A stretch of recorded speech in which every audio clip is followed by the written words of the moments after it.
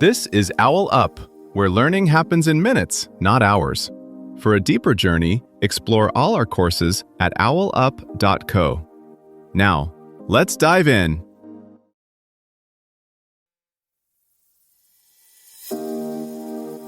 Welcome to Chapter 1 of our series, Astrophotography for Beginners. In this episode, titled Understanding Your Equipment and Setup, we'll explore the essential gear you need to capture the wonders of the night sky. Whether you're just starting out or looking to refine your setup, we've got you covered, so let's dive in!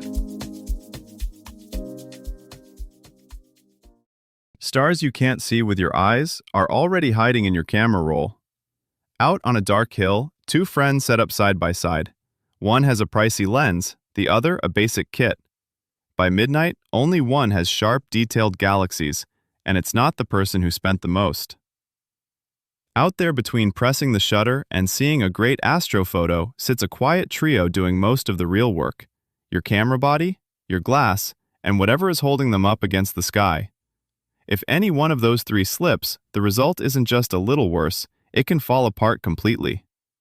Think less about shopping lists and more about how these pieces cooperate, like players on a team that only scores when everyone hits their mark.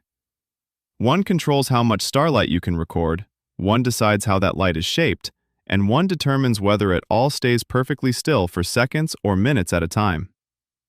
Tonight, we're going to map out that team, how sensitive your sensor truly is, why fast lenses change what's possible, and why even a tiny wobble can undo all your careful settings. Think of tonight as your first real systems check. Instead of obsessing over specs, you'll start seeing your gear as a chain where the weakest link decides your ceiling.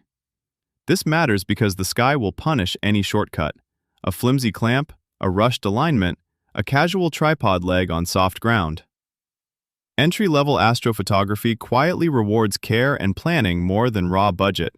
Small, smart choices, where you place your tripod, how you balance a tracking mount, how you manage ISO for faint details, compound. You're not just buying equipment, you're building a repeatable way to turn clear nights into reliable results. Start with the part that usually feels most mysterious: the box in your hands. For astro work, what matters isn't brand prestige, it's control. You want to be the one deciding how long the shutter stays open, how wide the aperture is, and how much the camera amplifies the signal, without the auto mode second-guessing you. If your camera lets you lock in manual exposure, shoot raw, and disable long exposure noise reduction so it doesn't waste time doing dark frames between shots, it's already a viable tool for the night sky. Next, match your optics to your targets instead of chasing specks in isolation. Faint Milky Way scenes and big constellations reward short focal lengths and large apertures because they let you use shorter exposures before star trails appear. Tight nebulae and small galaxies demand longer focal lengths, but that extra reach magnifies everything, including tracking errors. A 24mm prime forgives a lot of slop. A 200mm setup exposes every tiny mistake in your alignment and balance.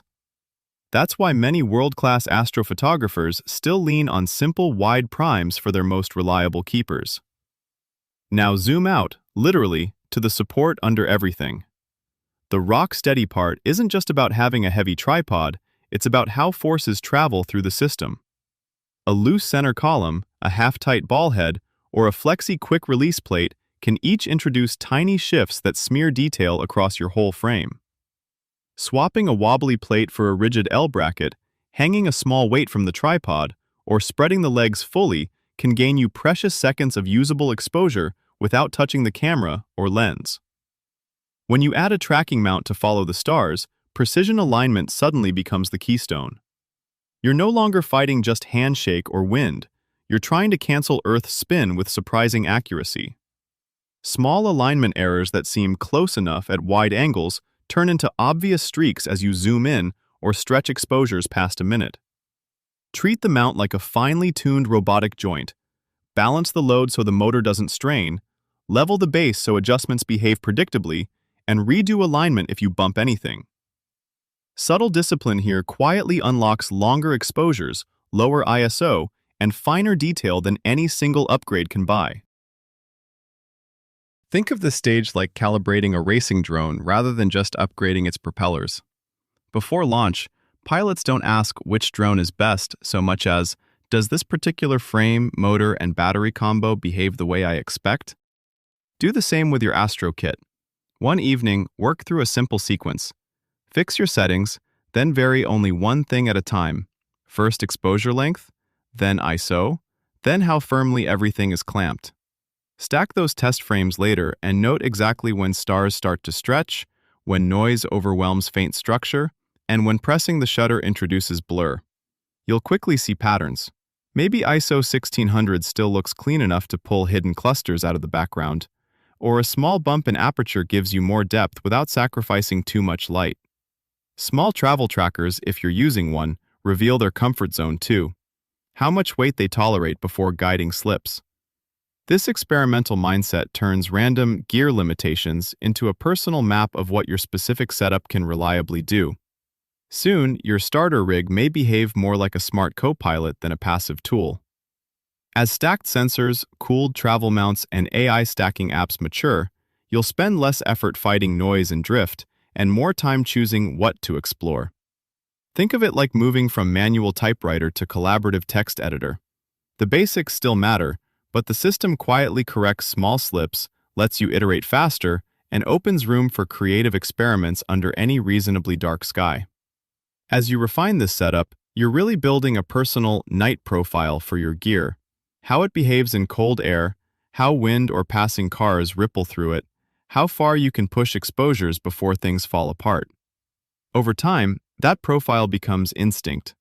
You'll arrive under a new sky, glance up, and already know which settings will reveal its secrets. Try this experiment. Pick one piece of your current setup, like your audio interface or main mic, and record a 60-second clip while changing just one variable every 10 seconds. First at your normal gain, then lower gain with you closer to the mic, then higher gain with you farther away, then with a different pickup pattern or input setting. Listen back on headphones and label which 10-second segment sounds clearest, which has the least background noise, and which feels most like you. Commit to using those exact settings for your next 3 recordings and notice whether your editing time drops or your sound is more consistent. This was OwlUp, your daily step forward. To keep learning with structured courses and more insights, go to owlup.co. Until tomorrow!